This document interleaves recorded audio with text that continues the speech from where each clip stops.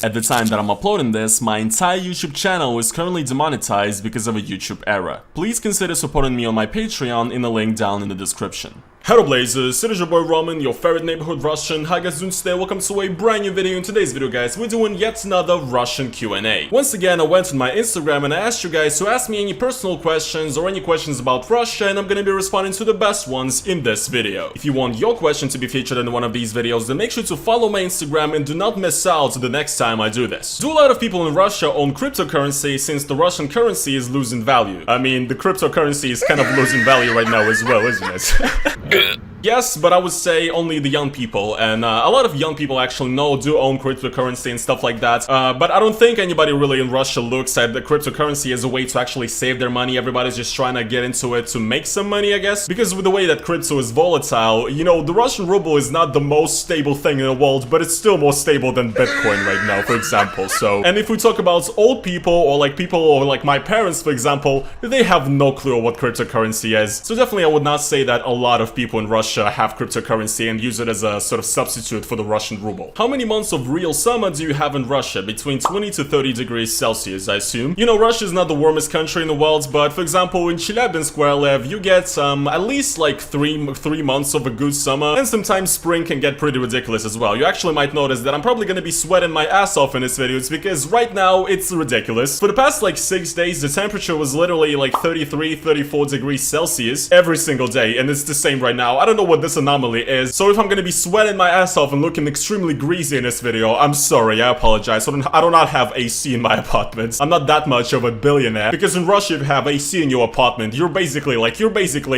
you're an enemy of the working class. That's just what I'm gonna say, okay? Why is beer with no alcohol so popular in Russia? I mean, I don't know if it is. I think you may be referring to the fact that in Russia you only get advertisements for alcohol-free beer, because in Russia they've actually banned advertisements of alcohol on TV. And essentially every single beer brand, including like the shittiest Russian beer brands like Akhota, for example, which is complete ass, right? Even those brands now have alcohol-free variations of their beer, because you can advertise alcohol-free beer on TV, but also you're kind of basically advertising the real beer as well at the same time. You're kind of avoiding that little roadblock. So I wouldn't really say that beer with no alcohol is super popular in Russia, it's just that it's the only beer you can advertise. Which Russian stereotypes are true, and do you like any of them? I think this is a topic for a bigger video, but I'ma just say that there are certain stereotypes that are just absolutely ridiculous that Westerners perpetrate and they think it's true, but I don't know where the hell they get them. Here's a demonstrative example for you guys. This question I got. I've had Russians tell me vodka is cheaper than soap. Have you ever used vodka as soap slash sanitizer? Are you shitting me? Like, this is how far the stereotypes about Russians being drunkards, for example, go. People think we use vodka as soap. In what world would soap be more expensive than vodka? What do you think? Russians just walk around smelling like alcohol and shit all the time? What do you think? We're savages here or something? We're not. Like, I don't really mind stereotypes, and I think it's pretty fun, but, you know, when people believe stuff like this, you see that sometimes stereotypes, I guess, can really hurt the way your nation is perceived in the eyes of other people. Is there such a large push in Russia to finish high school and then go to college and put your life in debt like the US? I would say yes, because it's basically the same exact thing as you would have in the West. You know, people are sort of grown up with the idea that you have to finish high school, then you have to go to university, you have to finish university. I wouldn't really say Russians put their life in debt like they do in the US, because Russia actually has a lot of social programs. If you studied good in school, you can actually get in for free in a lot of the universities. You need to try really hard though, you need to be really good. But in majority like of the provincial cities, for example, universities are not super expensive. For example, my university education costs like 100,000 rubles or something a year, so it's pretty manageable even with like Russian salaries. You know, it's not insanely expensive. Of course it gets more expensive if you talk about like Moscow, the most prestigious universities there. You could pay like 500,000 rubles and upwards there for a year of studying, or maybe even for a semester. But definitely one big factor, I guess, that pushes people to study in university for males actually is, you know, military service. Because being in university actually prolongs your sort of date of when you get drafted. So you can actually stay in school and maybe kind of not get drafted for a while, essentially. But if you don't go to university, you're essentially just gonna get drafted right after you finish high school. So a lot of, you know, young boys in Russia, young guys, you know, they don't want to go to the military, so they're just like, yeah, I guess I'll just go to some random university just so I I don't have to go to the army. So personally, I feel like that is the biggest push for young Russians to go into university right after they finish high school nowadays. Has your perception of Russia changed after visiting Moscow and Sochi? Because I've noticed your rhetoric is a lot more positive. This is actually a question I get a lot because people feel like I've kind of started speaking more positively of Russia and stuff like that, and I show a lot more nicer locations on my channel and stuff like that, and people kind of think that I'm essentially super happy with everything that's going on in the country right now due to it because I don't really say much negative stuff anymore. Well, first of all, I've visited Moscow and Sochi before. It's not like I've never been there or something like that, and I've seen the lights and I've seen, oh my god, Russia has drip, this country is actually good or something like that. That's not what happened. Essentially just what I do on this channel, I mean, I just put out vlogs and I kind of try to be fun, I try to be positive in my videos, you know, because who wants to see a guy who just complains all the time? Well, that's kind of my channel, to be honest,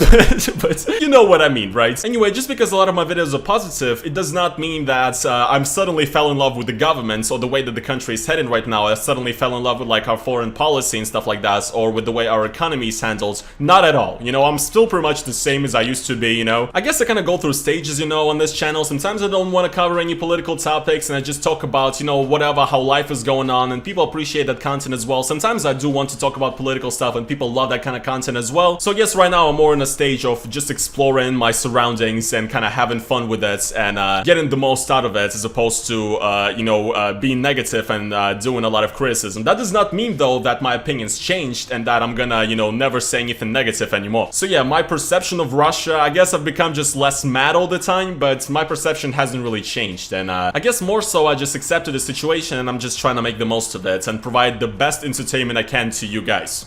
Hopefully you appreciate it. Do you ever feel like you're losing your native language because of how much English you use? No, not at all. I mean, I literally use Russian every single day. I talk to people, I go to grocery shop, you know, I just, I talk to my parents, I talk to my friends, you know, I talk to people every single day in Russian. So, I mean, I don't know what kind of opinion you guys have of me. Like I'm a shut-in who just speaks English to a camera in my room and never goes outside and never speaks to anybody in this country. That's not what's going on, you know.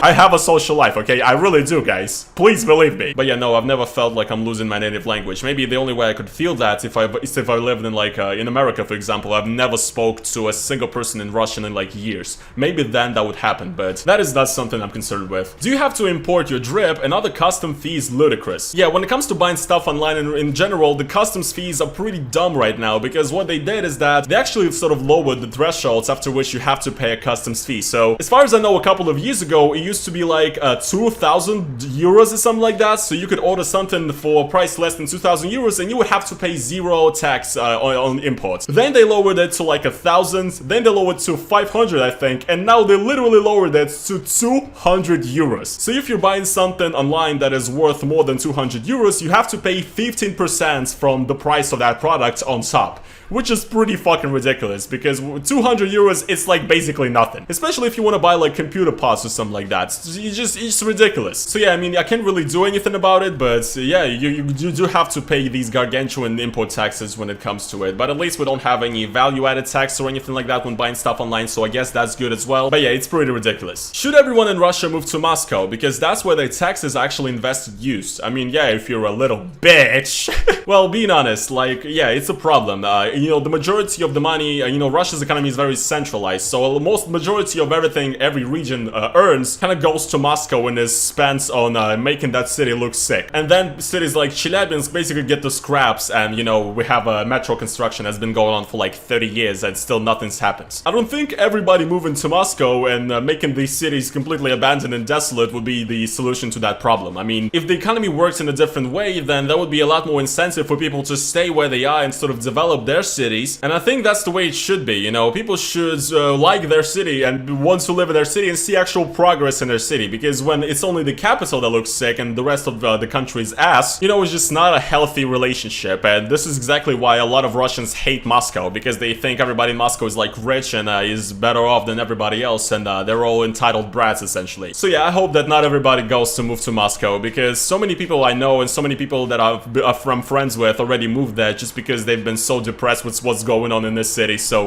that would not happen if the city was developing properly and Moscow didn't get all the money. So it's definitely something I wish would change. Is there slang that that a provincial boy like yourself would use that people in, say, Moscow wouldn't. There are some words in certain regions that people might find weird, and Chelyabinsk and the Ural sort of region has a couple of those words. So for example, the first one is actually Maichka, which is a diminutive of the word Maika. Maika means like a wife beater shirt, like a tank top basically, and in Chelyabinsk we call bags Maichka or Maika, because the bags you get at the grocery store, because it kind of looks like a tank top, I guess. But in Moscow, for example, nobody really says that. So if you go into a grocery store in Moscow and say, yo, give me a tank top, they're gonna be like, what the fuck are you talking about? Jesse, what the fuck are you talking about? So yeah, I think that is one good example of something that I could say in Moscow and people would genuinely not understand me. What's the deal with internal passports? When do you need to use or carry them? You, sir, clearly watch my channel a lot, because I've talked about this on my channel before. As a Russian, I have two passports. There's the internal passport, ID,